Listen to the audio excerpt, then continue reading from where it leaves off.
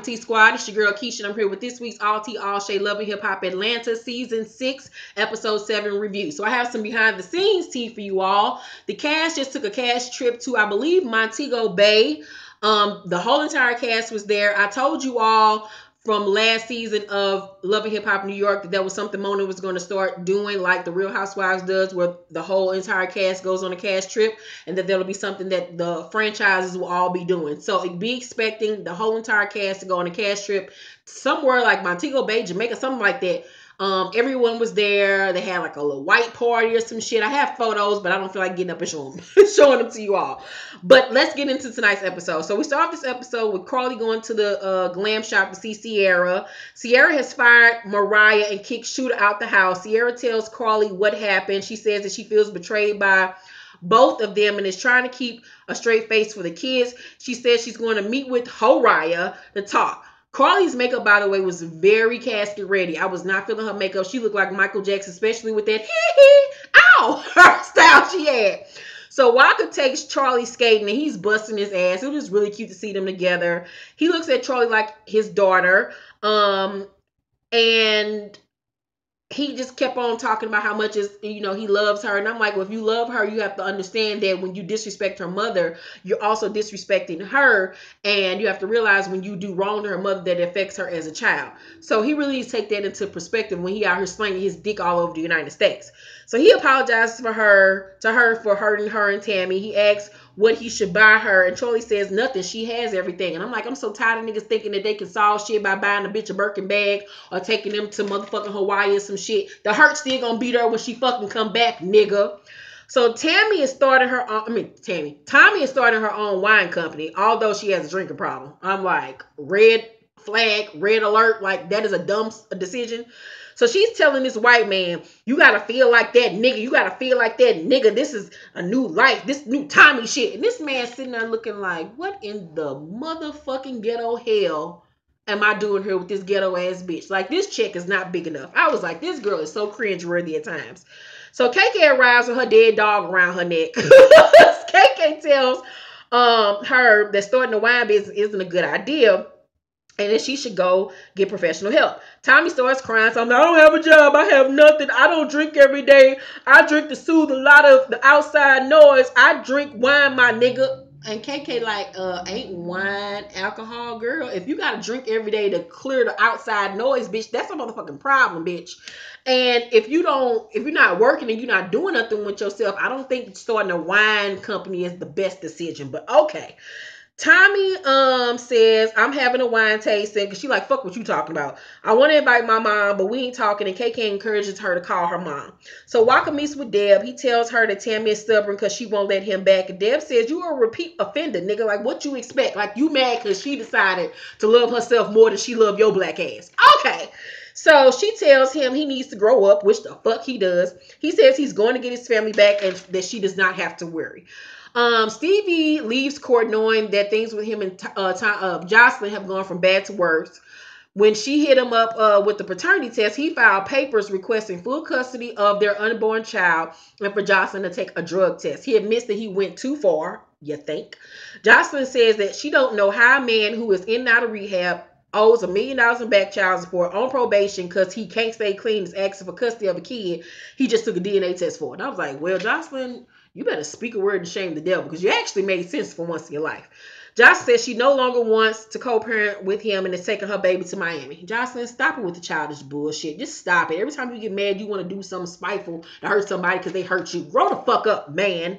So Tommie and Penny Candy, a.k.a. Dime Penny, are at Jock's club performance, and Penny Candy want to know, are they dating to get back at Carly? Tommie says, I ain't thinking about her. Jock cool. I don't know what they got going on. We don't discuss her. Penny says, do Carly know about y'all? Tommie says it's none of her business. Jock says, what me and Carly got is like some shit that ain't got nothing to do with this. I don't know what that means. That just kind of went over my head. Didn't make no sense. Like his hair don't make no sense, but whatever. So Penny says, I think it would be a good idea for Carly to know, maybe for you to tell her, Jock. Jock says in his green screen that he and Carly ain't together and that she could be seeing other niggas and he wouldn't care. I'm like, if y'all not boyfriend and girlfriend, then it's really none of her business who the fuck he date. I mean, it's really not. And it ain't his fault that he fucking with a bitch that you don't like. Y'all ain't got no motherfucking label. So Tommie tells them about her wine, and they all question like, will she drink it all? And she invites them to the wine tasting. So Moriah and Sierra meet up with their lace front wigs on, and so Sierra a wig just give me Apollonia realness with them baby hairs and shit, and then Moriah across from her looking like Storm from the X-Men. They just both looked a mess by the head.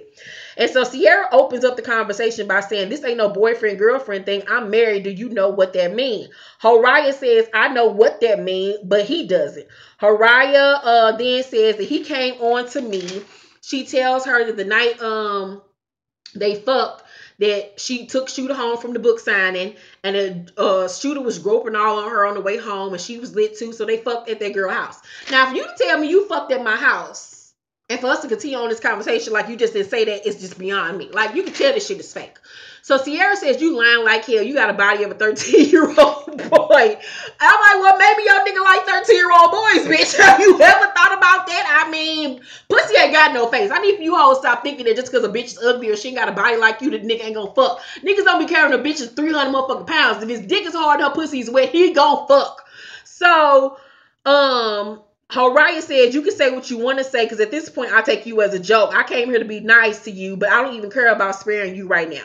Sierra then decides to throw her briefcase that she calls a purse at the girl but misses.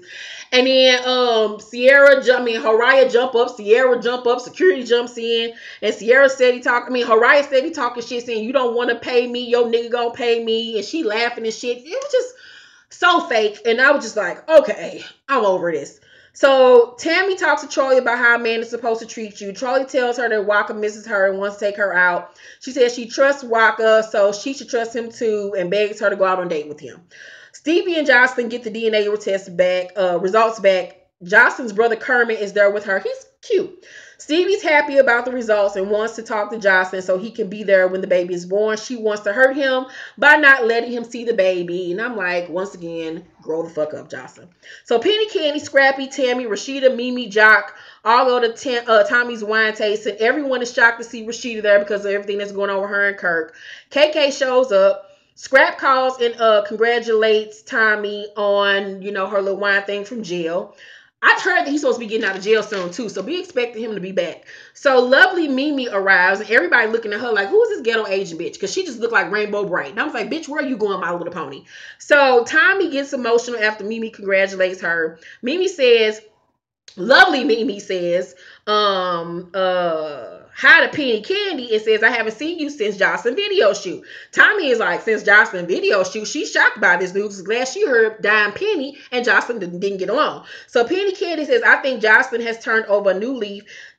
Tammy jumps in and says, did she do your nails, girl? Because they cute. She like cuts her off, being very rude. Penny Candy said, this Miss Piggy looking dog face ass troll better not try me. I'm trying to tell a story and you gonna interrupt me because I'm saying something you don't like. Bitch, please. Just as Tommie got beef with John, just because Tammy got beef with Joseline don't mean she gotta be rude to me, especially since she know I don't like her. So Penny Candy says, Tammy, calm down. And then Tammy says, calm down for what? Penny Candy says, let me finish talking about what I'm talking about. Tammy say, it ain't that serious. And then they start to argue. Penny Candy says, calm your weak ass down. And Tammy say, who weak? Then she grabs her drink to pour it on her, but then doesn't even do it. And I'm like, bitch, you're weak if you gotta grab a drink to douse a bitch because you too afraid to motherfucking throw hands. So bitch, that makes you weak. So P says, no, I don't throw drinks. I beat bitches ass in real life. And then Tammy says in her green screen, she ain't had no issue with Dime Penny, but knows that Tommie don't want to sit around and talk about Joseline at her event, but she ain't gonna let her punk her. Dime says that Tammy DM'd her on IG saying she don't think that women over 30 should wear colored hair and that she was offended by that. And I would be offended by it too. Bitch, don't tell me how I should be walking around here looking like, who the fuck are you, bitch? Get your life together. Find out who's sucking your husband dick. How about that, bitch? So Tommie says, get up out of here. She Joseline friend, and she throws her drink on Dime Penny.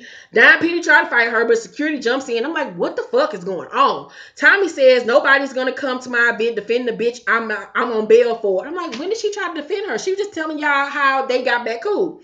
She thinks Dime is trying to give Joseline information about her. Girl, Joseline don't give that fucking much, don't care that much about you.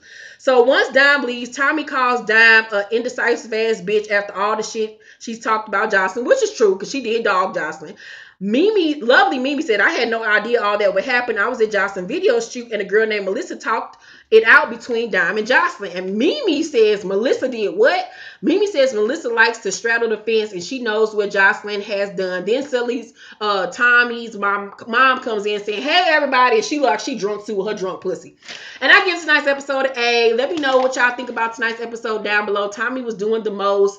Tammy was doing the most. I was very surprised by Tammy's actions tonight. I was not feeling it at all. Tommie need to reconsider this wine business because she's a fucking drunk. I was surprised for once I had Dime Penny's back. I didn't feel like she did anything wrong.